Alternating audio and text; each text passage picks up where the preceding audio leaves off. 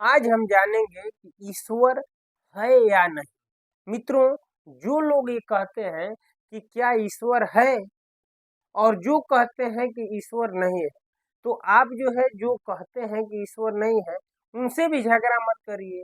अगर आपसे कोई कहता है कि ईश्वर है तो आप उनसे भी झगड़ा मत करिए, क्योंकि जो कहता है कि ईश्वर नहीं है तो हम कैसे उसको दिखाएं, और जो कहता है ईश्वर है तो कैसे प्रूफ किया जाए कि उसने ईश्वर को देखा। यानी मित्रों, इस छोटी कहानी से हम जानेंगे कि क्या ईश्वर वास्तव में है या नहीं।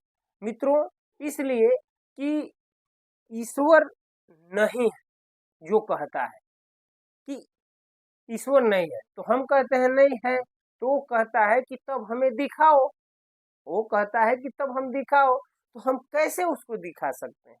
और जो कहता है कि ईश्वर है, ईश्वर है, तो भाई हम कैसे कह सकते हैं कि नहीं है। वो कहेगा कि तब नहीं करके प्रूव कर दो कि नहीं है। भाई कैसे आप कह सकते हैं कि ईश्वर नहीं भी है ना। तो ये बात जो है दोनों प्रश्नवाचक चिन्ह आकर खड़ा कर देता है। तो मित्रों, हम एक छोटी सी कहानी के माध्यम से जानने का प्रयास करेंगे। कोई जो कहता है कि ईश्वर नहीं, तो भाई आप कैसे प्रूफ करते हैं कि नहीं। तो कहते हैं कि ईश्वर है तो दिखाओ। मान लीजिए अगर आपके सर में दर्द हुआ, आपके सर में दर्द हुआ और किसी आप डॉक्टर के पास गए और डॉक्टर से कहे कि डॉक्टर साहब आपसे पूछे कि आपको क्या हुआ है, तो आप कहें कि मेरे सर में दर्द है। तो डॉक्टर साहब कहेंगे कि सर में दर्द है, किधर। तो यहाँ यहाँ। तो यहाँ कहाँ दर्द है, दिखाई तो नहीं दे रहा है। तो आप यही कहेंगे क्या डॉक्टर साहब, अरे मेरा सर फट रहा है, अभी लग रहा है मेरा सर फट रहा है दर्द के मारे। डॉक्टर बोलेगा कि कहाँ, ये तो सही है, कहाँ फट रहा है, कहाँ दर्द है। तो मित्रों, आप उसको कैसे दिखाएंगे। डॉक्टर ये कहने लगे कि नहीं नहीं, मैं नहीं मानता कि तुम्हारे सर में दर्द है, तुम प्रूफ करो कि मेरे सर में दर्द है।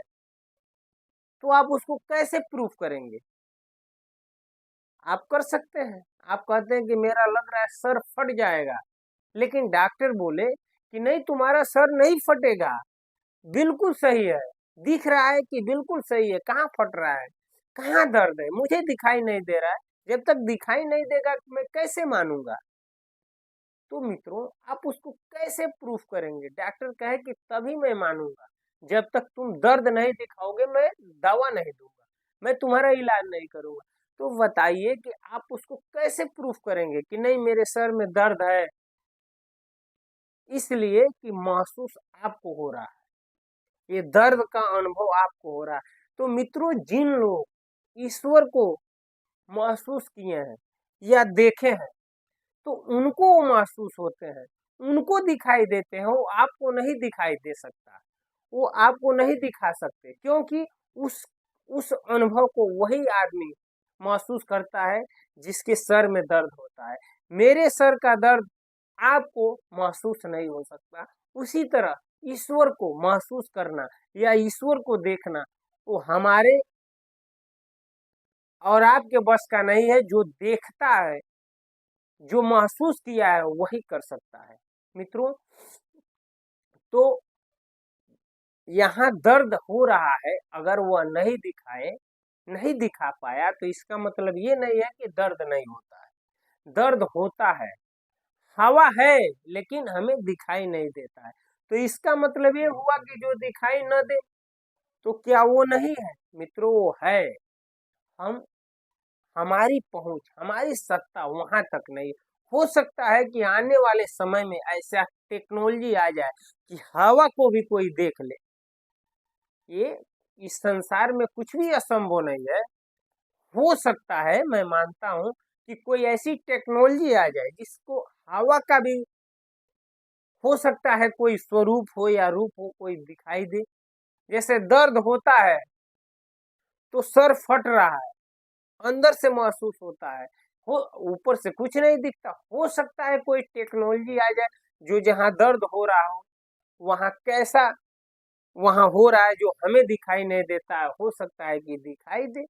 तो मित्रों, और जो कहते हैं कि ईश्वर नहीं है, ईश्वर नहीं है, जैसे डॉक्टर ने कहा कि मुझे दिखाई नहीं दे रहा है कि दर्द कहाँ है, तो भाई आप उसको कैसे प्रूव करेंगे कि नहीं दर्द नहीं हो रहा है, दर्द हो ही रहा है।